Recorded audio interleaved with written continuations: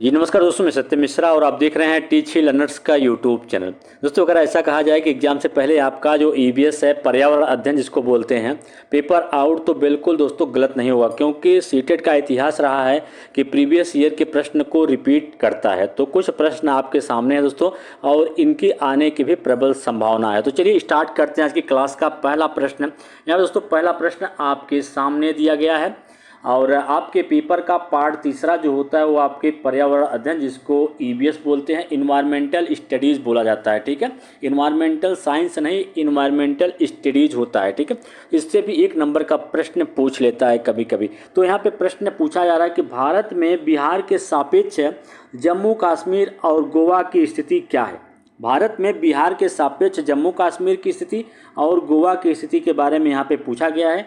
पूरब और पश्चिम है, पश्चिम और पूर्व है, उत्तर पश्चिम और दक्षिण पश्चिम है, दक्षिण पश्चिम और उत्तर पूर्व है। तो दोस्तों इस प्रश्न का राइट जवाब दोस्तों क्या होगा? उत्तर पश्चिम और दक्षिण पूर्व।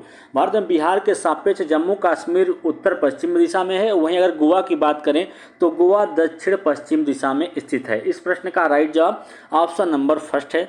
चलिए हम अगले प्रश्न में चलते हैं। प्रश्न संख्या नेक्स्ट है।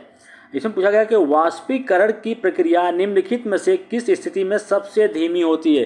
तेजी की बात नहीं किया जा रहा है, पूछा जा रहा है कि वाष्पीकरण की जो प्रक्रिया होती है किस स्थिति में सबसे धीमी होती है। सतह क्षेत्रफल और तापमान दोनों में जब वृद्धि हो, सतह क्षेत्र बढ़ता है लेकिन तापमान घटता है, सतह क्षेत्र घटता है लेकिन तापमान बढ़ता है, सतह क्षेत्र और तापमान दोनों में कमी होने पर। तो बता दें आप सभी को कि वाष्पीकरण की प्रक्रिया जो है सबसे धीमी कब होगी। वाष्पीकरण की प्रक्रिया सबसे धीमी कब होगी? जब सतह क्षेत्रफल और तापमान जो है दोनों में ही कमी होगा, तब जो है वाष्पीकरण की प्रक्रिया जो है धीमी गति से होगी। चलिए अगला प्रश्न है, और दोस्तों अपनी तैयारी खुद चेक करिएगा कि आपके द्वारा कितने प्रश्न जो है वो सही हो पा रहे हैं। प्रश्न संख्या नेक्स्ट है। इसमें पूछा गया कि स्थानों, दूरियों और दिशाओं की सापेक्ष स्थिति को समझने की क्षमता क्या कहलाती है। दिशात्मक कौशल, चित्रण कौशल, स्थितीय कौशल या ग्राफिक कौशल। तो इस प्रकार की स्थानों, दूरियों और दिशाओं को सापेक्ष स्थिति को समझने की क्षमता जो है वो क्या कहलाती है? चित्रण कौशल कहलाती है। ठीक है, या मैपिंग स्किल भी कहा जाता है। चित्रण कौशल या मैपिंग स्किल अगर लिखा होता तब भी सही होता। ठीक है, चलिए अगले प्रश्न पे। अगला प्रश्न दोस्तों यहाँ पे आपके सामने। इसमें पूछा गया किस राष्ट्रीय पाठ्यचर्चा फ्रेमवर्क, जिसको एनसीएफ बोलते हैं, ने प्राथमिक स्तर पर एकीकृत पाठ्यचर्चा क्षेत्र के रूप में पढ़ाए जाने के लिए पर्यावरण अध्ययन की सिफारिश की है। NCF 2005, NCF 1988, NCF 2000, NCF 1975। तो किस राष्ट्रीय पाठ्यचर्चा फ्रेमवर्क ने प्राथमिक स्तर पर एकीकृत पाठ्यचर्चा क्षेत्र के रूप में पढ़ाए जाने के लिए पर्यावरण अध्ययन की सिफारिश की है? तो एनसीएफ 1975। बिल्कुल इस प्रश्न का राइट जवाब ऑप्शन नंबर 4 होगा कि एनसीएफ 1975 ने प्राथमिक स्तर पर एकीकृत पाठ्यचर्चा क्षेत्र के रूप में पढ़ाए जाने के लिए पर्यावरण अध्ययन की जो है सिफारिश की है। चलिए अगले प्रश्न पे। प्रश्न संख्या नेक्स्ट है, और इसमें पूछा गया भारत में किस क्षेत्र में स्थानांतरित खेती करने का रिवाज है। स्थानांतरित खेती जो है करने का रिवाज जो है भारत के किस क्षेत्र में है। तो यहाँ पे हम बात करेंगे भारत के उत्तर पूर्वी क्षेत्रों में। बिल्कुल दोस्तों, उत्तर पूर्वी क्षेत्र, दक्षिण क्षेत्र या उत्तर पश्चिमी क्षेत्र, दक्षिण पूर्वी क्षेत्र। तो भारत में किस राज्य में स्थानांतरित खेती करने का रिवाज है? तो उत्तर पूर्वी क्षेत्रों में स्थानांतरित खेती करने का रिवाज है। और इस खेती को दोस्तों बता दें आप सभी को, झूम खेती के नाम से भी जाना जाता है। स्थानांतरित खेती को झूम खेती भी कहा जाता है। ठीक है, यह एक आदिम प्रकार की कृषि है जिसमें कुछ वर्ष तक खेती करने के पश्चात जो है भूमि को वैसे के वैसे छोड़ दिया जाता है। चलिए अगला प्रश्न है। अगला प्रश्न से पूछा गया कि नदी बांधों से उत्पन्न जल विद्युत के लिए निम्नलिखित में से कौन सा कथन सत्य नहीं है।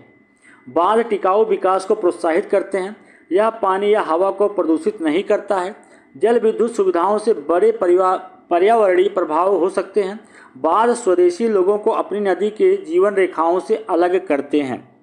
तो इस प्रश्न का राइट जवाब क्या होगा कि जल विद्युत के लिए बने बांध टिकाऊ विकास को प्रोत्साहित नहीं करते हैं। बिल्कुल इस प्रश्न का राइट जवाब क्या होगा? ऑप्शन नंबर फर्स्ट होगा कि नदी बांधों से उत्पन्न जल विद्युत बांध टिकाऊ विकास को प्रोत्साहित नहीं करता है। अब बांध के बनने से नदियों का प्राकृतिक प्रवाह जो होता है वो पूरी तरीके से सीमित हो जाता है, जिससे उसमें प्रवास करने वाले जीव जो भी होते हैं वो पूरी तरीके से प्रभावित होते हैं। बांधों एवं जलाशयों के निर्माण के कारण होने वाले अधिकांश प्रभाव दीर्घकालिक रूप से प्रकट हो जाते हैं। तो नदी बांधों से उत्पन्न जल विद्युत के लिए निम्नलिखित में से कौन सा कथन सही नहीं है? तो बांध टिकाऊ विकास को प्रोत्साहित नहीं करते हैं। चलिए अगले प्रश्न पे, अगला प्रश्न दोस्तों वीडियो को शेयर जरूर कर दीजिएगा। निम्नलिखित में से कौन से ग्रीन हाउस गैसें हैं? ग्रीन हाउस गैसें इसमें से कौन सी हैं? कार्बन डाइऑक्साइड, मीथेन, जलवाष्प, उपयुक्त सभी। तो ग्रीन हाउस गैसों की अगर हम बात करें तो ग्रीन हाउस पृथ्वी के वायुमंडल में उपस्थित प्रमुख ग्रीन हाउस गैसें निम्नलिखित हैं। जैसे आपका कार्बन डाइऑक्साइड हुआ, ग्रीन हाउस गैस है। मीथेन ग्रीन हाउस गैस है। जलवाष्प, क्लोरोफ्लोरोकार्बन, नाइट्रस ऑक्साइड, ओजोन, ये सभी क्या हैं? ग्रीन हाउस गैसें हैं। तो कार्बन डाइऑक्साइड, मीथेन, जलवाष्प सभी ही क्या हैं? ग्रीन हाउस गैसें हैं। चलिए अगले प्रश्न पे चलते हैं। अगला प्रश्न है यहाँ पे कि भारत में ठंडे रेगिस्तान मानसून से प्रभावित क्यों नहीं होते? ठंडे रेगिस्तानों में गर्मियाँ और बेहद ठंडी सर्दियाँ होती हैं। ठंडे रेगिस्तान हिमालय के वृष्टि छाया में होते हैं। ठंडे रेगिस्तान में हवा बहुत पतली होती है। ठंडे रेगिस्तान बहुत ऊंचाई पे होते हैं। तो यहाँ पे ठंडे रेगिस्तान की बात की जा रही है। भारत में ठंडे रेगिस्तान हिमालय की वृष्टि छाया में होते हैं, इसलिए यह मानसून से प्रभावित नहीं होते हैं और यहाँ बहुत कम बारिश भी होती है। तो बिल्कुल ठंडे रेगिस्तान जो होते हैं हिमालय की वृष्टि छाया में है, इस कारण से ये ठंडे रेगिस्तान मानसून से प्रभावित नहीं होते हैं। चलिए अगला प्रश्न है। अब इस प्रश्न में पूछा गया है कि ताजमहल के पीले होने के लिए निम्नलिखित में से कौन सा जिम्मेदार है? Nitrogen dioxide, sulphur dioxide, sulphur, chlorine.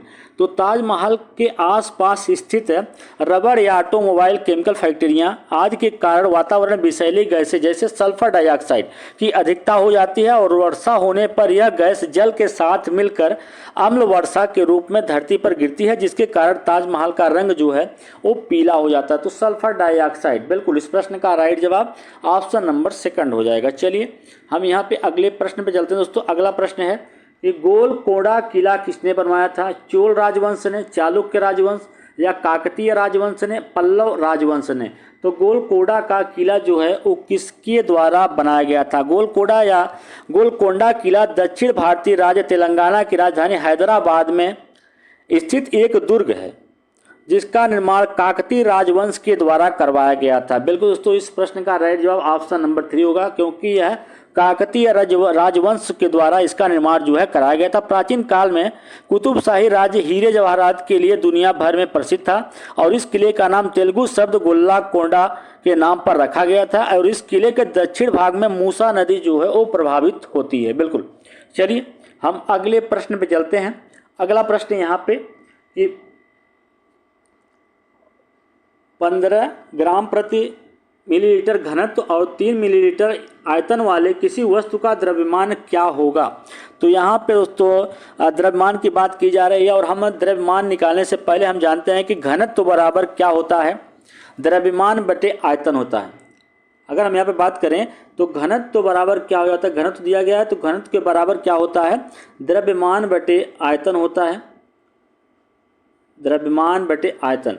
और यहाँ पे हमसे क्या पूछ लिया है? द्रव्यमान पूछा जा रहा है तो घनत्व का आयतन में मल्टीप्लाई कर देंगे तो 15 × 3 यहाँ पे क्या हो जाएगा? 36 या ठीक है 15 या 45, ठीक है 45 होगा, सॉरी यहाँ पे 15 या 45 होगा। और इस प्रश्न का जो राइट जवाब होगा ऑप्शन नंबर सेकंड इसका राइट जवाब हो जाएगा। चलिए हम अगले प्रश्न पे चलते हैं।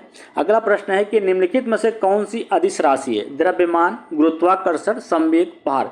तो इसमें से अदिश राशि के बारे में पूछा जा रहा है कि कौन सी अदिश राशि है? तो जिन राशियों में मात्रा तथा दिशा दोनों होती है वे राशियाँ क्या कहलाती हैं? सदिश राशियाँ कहलाती हैं। जैसे वेग, बल, ये सब वेग हुआ, बल हुआ, संवेग हुआ, ये सभी क्या होते हैं? आपकी सदिश राशियां होती हैं। और जिन राशियों में केवल परिणाम होता है या जिन राशियों में केवल परिमाण होता है वह दिशा नहीं होती है उन्हें अदिश राशियां कहते हैं।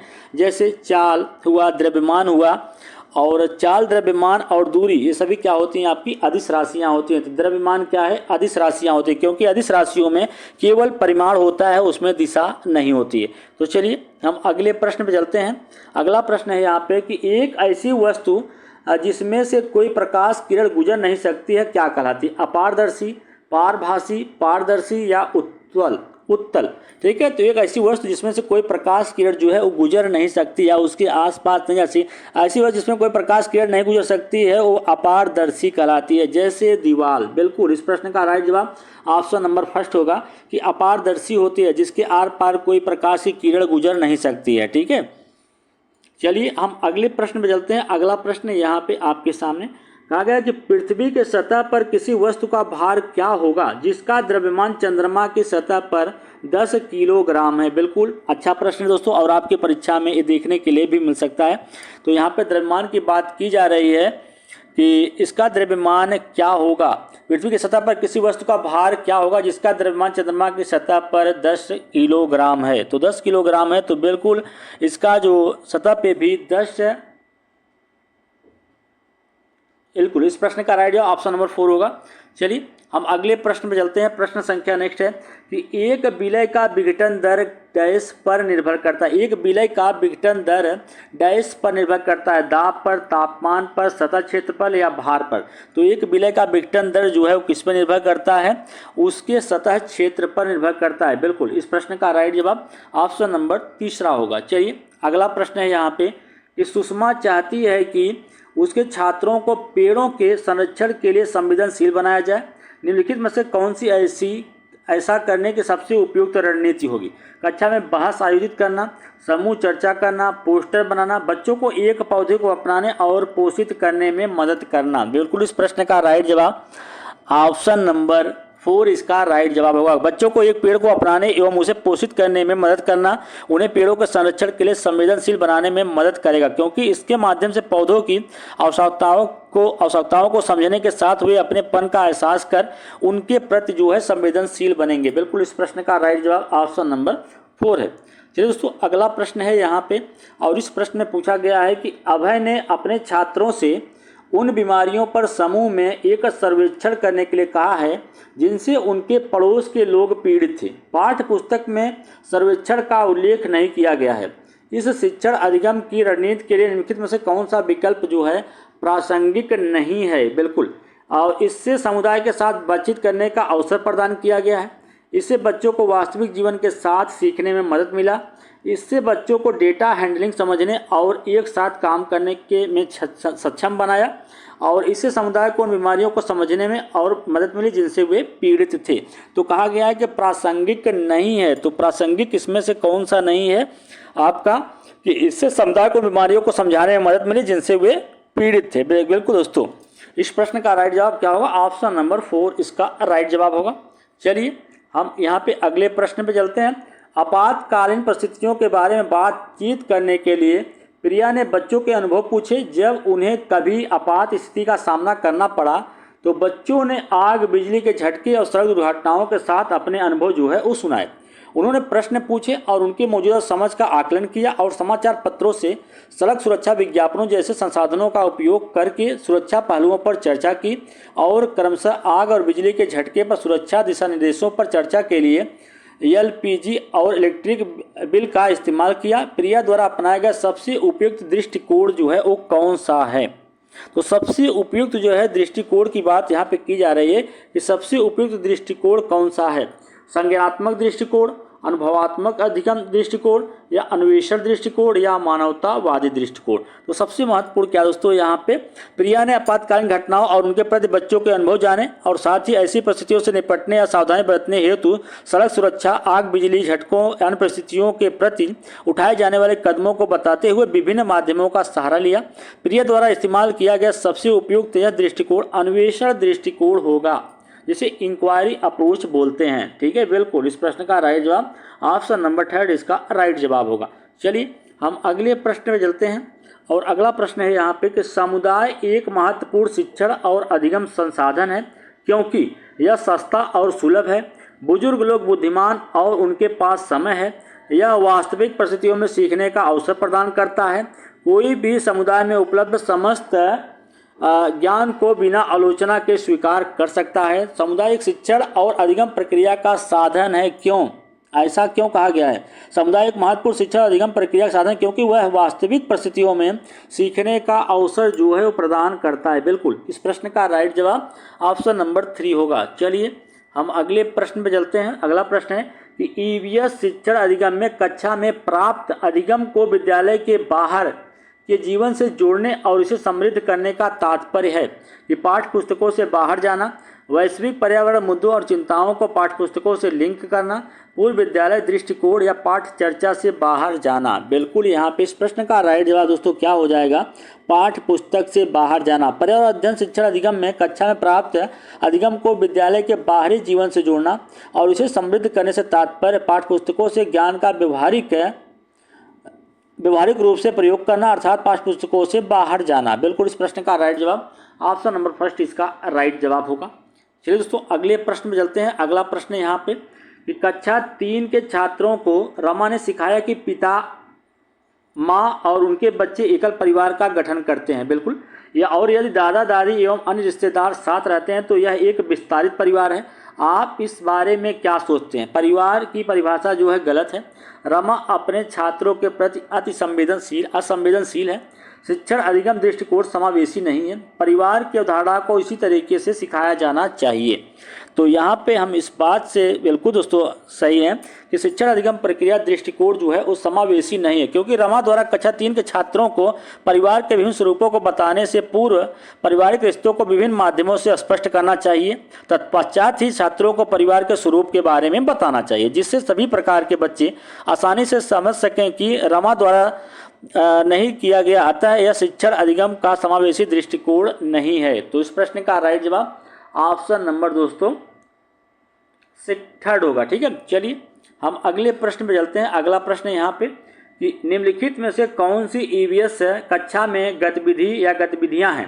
चित्र पढ़ना, फील्ड भ्रमण, शामपट का उपयोग करना, उपयुक्त सभी। तो यहाँ पे इस प्रश्न का राइट जवाब क्या होगा? उपयुक्त सभी होगा, क्योंकि चित्र पढ़ना हुआ, चाहे फील्ड भ्रमण करना और चाहे शामपट का उपयोग करना, सभी क्या दोस्तों, सभी ही गतिविधियां हैं। ठीक है, ईवीएस की। तो चलिए हम अगले प्रश्न पर चलते हैं। अगला प्रश्न यहाँ पे आपके सामने कि पर्यावरण अध्ययन पाठ्यक्रम बच्चों की समग्र शिक्षा का कारण बन सकता है यदि यह एकीकृत, समावेशी, विषयगत या उपयुक्त सभी हो। बिल्कुल दोस्तों, पर्यावरण अध्ययन पाठ्यक्रम बच्चों के समग्र शिक्षा का कारण बन सकता है यदि यह एकीकृत, समावेशी तथा विषयगत हो। ठीक है, बिल्कुल, क्योंकि पर्यावरण अध्ययन छात्रों को जटिल पर्यावरणीय मुद्दों पर समझ विकसित करने में मदद करता है। साथ ही आर्थिक, राजनीतिक, सामाजिक तथा वैज्ञानिक आदि विषयों के संदर्भ में पूरक का कार्य भी करता है। तो इस प्रश्न का राइट जवाब ऑप्शन नंबर 4 होगा, क्योंकि एकीकृत, समावेशी, विषयगत सभी प्रकार का होना चाहिए। चलिए हम अगले प्रश्न में पहुंच चुके हैं। अगला प्रश्न अच्छा है कि ईवीएस पाठ्यपुस्तक में सपेरों पर एक अध्याय है। इसका उद्देश्य बच्चों को जागरूक करना और संवेदनशील बनाना है कि यह एक अवैध कार्य है सपेरों के लिए, क्योंकि बच्चे इन दिनों अक्सर उन्हें नहीं देखते हैं। इस सपेरे सांपों को नुकसान नहीं पहुंचाते और उन्हें अपनी आजीविका से वंचित करने से पहले विकल्पों को प्रदान करने की आवश्यकता है कि पशुपालन आजीविका का अच्छा स्रोत है। तो ईवीएस पाठ्यक्रम में सपेरों पर एक अध्याय है और इसका उद्देश्य बच्चों को जागरूक करना और संवेदनशील बनाना है। तो इस प्रश्न का राइट जवाब दोस्तों क्या हो जाएगा कि पर्यावरण अध्ययन के अंतर्गत सपेरों पर दिए गए अध्यायों का उद्देश्य बच्चों को जानवरों के प्रति हो रहे अत्याचारों के प्रति संवेदनशील बनाना है। बिल्कुल, कैसा है कि सपेरों के प्रति होने वाले के संवेदनशील बनाना है और साथ ही साथ सपेरों को सांप पकड़ने अथवा उनका खेल दिखाने के अलावा उनकी आजीविका के लिए अन्य सुरक्षित विकल्पों के बारे में विचार प्रदान करना। बिल्कुल, इस प्रश्न का राइट जवाब ऑप्शन नंबर 3 इसका राइट जवाब होगा। चलते हैं हम अगले प्रश्न पे। अब यहाँ पे पूछा गया है कि विद्यालय में मिड डे मील के समय के लिए कौन सा सबसे प्रासंगिक है? शिक्षण अधिगम के साथ इसका कोई लेना देना नहीं है। यह ईवीएस शिक्षण अधिगम के लिए एक अच्छा शिक्षण अधिगम का अवसर है। यह उन बच्चों के लिए है जो विद्यालय में खाली पेट आते हैं। यह शिक्षण अधिगम के लिए बहुत ही मूल्यवान समय को बर्बाद करता है। बिल्कुल, विद्यालय में मिड डे मील के समय के लिए कौन सा सबसे प्रासंगिक है? इसमें से पूछा गया कौन सा सबसे प्रासंगिक है। तो बता दें आप सभी को कि विद्यालय में मिड डे मील का समय है पर्यावरण शिक्षण अधिगम के लिए एक अच्छा शिक्षण अधिगम अवसर है। बिल्कुल। मिड डे मील का उद्देश्य बच्चों के पोषण स्तर को सुधारना तथा ड्रॉप आउट को रोकना। जो बच्चे विद्यालय नहीं आते हैं सिर्फ इस कारण से कि भोजन उनके परिवार में नहीं मिल पाता है या उनका पेट नहीं भर पाता है, तो उनके ड्रॉप डाउन को रोकना भी, मतलब लगातार बच्चे जो है विद्यालय हैं उसको रोकना और बच्चों के पोषण को सुधारना जो है मिड डे मील का उद्देश्य है। साथ ही से बच्चों में सामूहिक भावना का भी विकास था, उनके स्वच्छता एवं अनुशासन के बारे में जागरूकता का विकास किया जा सकता है। तो इस प्रश्न का राइट जवाब ऑप्शन नंबर सेकंड इसका राइट जवाब होगा। चलते हैं हम अगले प्रश्न पे। अगला प्रश्न है कि पर्यावरण अध्ययन के संदर्भ में बोझ के बिना सीखना क्या बताता है? स्कूल बैग का कम वजन, ईवीएस पाठ्यपुस्तकों में अध्यायों की कम संख्या, अबोध का भार कम करने की जरूरत, ईवीएस पाठ्यक्रम को आधा कम करने की जरूरत है। तो पर्यावरण अध्ययन के संदर्भ में बोझ के बिना सीखना, तो इसका मतलब क्या है कि पर्यावरण अध्ययन के संदर्भ में बोझ के बिना सीखने से तात्पर्य है बच्चों अबोधगम्यता के भार को कम करना। कहने का मतलब है कि बच्चों के अबोध का जो भार है उसको कम करने की जरूरत है। सर्वप्रथम इस मुद्दे को लेकर 1993 में यशपाल समिति ने कदम उठाया था और बच्चों के लिए कम करने के उपाय भी सुझाए थे। तो बिल्कुल अबोध का भार जो है उसको कम करने की जरूरत है। चलिए अगला प्रश्न है यहाँ पे आपके सामने कि ईवीएस कक्षा में समूह में सीखने का क्या उद्देश्य है? लड़के या लड़कियाँ अलग अलग सीख सकते हैं। कम और उच्च प्रदर्शन करने वाले छात्रों को अलग और उपचारात्मक शिक्षण देना, सहयोग के मूल्यों को लागू करने और एक साथ काम करने के लिए प्रत्येक बच्चों को सक्रिय रूप से भाग लेने और सीखने में सक्षम बनाना, छात्रों को आसानी से प्रतिबंधित करना और वर्कलोड को कम करना। तो ईवीएस की कक्षा में समूह में सीखने का उद्देश्य क्या है दोस्तों? बता दें आप सभी को। इस प्रश्न का राइट जवाब क्या होगा? इसका राइट जवाब ऑप्शन नंबर 3 होगा कि सहयोग के मूल्यों को लागू करने और एक साथ काम करने के लिए प्रत्येक बच्चे को सक्रिय रूप से भाग लेने और सीखने में सक्षम बनाना। चलिए अगला प्रश्न है और बहुत ही अच्छा प्रश्न है दोस्तों, आपकी परीक्षा में बिल्कुल आपको देखने के लिए मिलेगा ही कि बाला का पूर्ण रूप क्या होता है? मस्तिष्क सहायक प्राप्त अधिगम असाइनमेंट, और अधिगम सहायक के रूप में ब्रेल, और अधिगम सहायक के रूप में बिल्डिंग, ब्रेल सहायक प्राप्त अधिगम आकलन। तो इस प्रश्न का राइट जवाब दोस्तों क्या होगा? अधिगम सहायक के रूप में बिल्डिंग। तो इसका फुल फॉर्म होता है बाला का बिल्डिंग एज लर्निंग एड। बिल्कुल इस प्रश्न का राइट जवाब ऑप्शन नंबर 3 होगा। चलिए हम अगले प्रश्न पे चलते हैं और अगला प्रश्न यहाँ पे आपके सामने, वैकल्पिक ढांचे का क्या अर्थ है? वैकल्पिक ढांचा जो होता है उसका क्या अर्थ होता है? तो यहाँ पे दिया गया ऑप्शन के विभिन्न भौतिक घटनाओं का पाठ्यपुस्तक स्पष्टीकरण, विचार जो अवधारणाओं के औपचारिक रूप से स्वीकृत स्पष्टीकरण से अलग हैं, वर्तमान में वैज्ञानिकों और सामाजिक वैज्ञानिकों द्वारा आयोजित विचार, सभी विचारों को जो दृढ़ता से बच्चों द्वारा अर्जित किए जाते हैं। तो वैकल्पिक ढांचे की बात की जा रही है। तो वैकल्पिक फ्रेमवर्क का अर्थ है वे विचार जो कि अवधारणाओं के औपचारिक रूप से स्वीकृत स्पष्टीकरण से अलग है। तो इस प्रश्न का राइट जवाब ऑप्शन नंबर सेकंड है। बिल्कुल दोस्तों, विचार जो अवधारणाओं के औपचारिक रूप से स्वीकृत स्पष्टीकरण से अलग हैं। ठीक है, ये प्रचलित सिद्धांतों या मान्यताओं से अलग सृजनात्मकता को प्रोत्साहित करते हैं। तो इस प्रश्न का राइट जवाब ऑप्शन नंबर सेकंड इसका राइट जवाब होगा।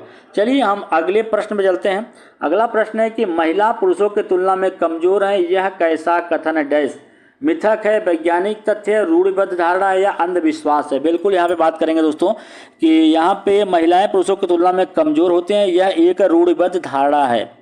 वर्तमान समाज में धारणाएं ध्वस्त हो रही हैं क्योंकि आज महिलाएं की उपस्थिति किसी भी क्षेत्र में पुरुषों के वर्चस्व को टक्कर दे रही है। तो कह सकते हैं कि महिलाएं जो है पुरुषों से किसी मायने में कम नहीं आज के युग में। तो यहाँ पे जो ये चीज़ें कही गई हैं कमज़ोर हैं, यह किसको दर्शाता है? और रूढ़िबद्ध धारणा को दर्शाता है। बिल्कुल इस प्रश्न का राइट जवाब ऑप्शन नंबर 3 इसका राइट जवाब होगा।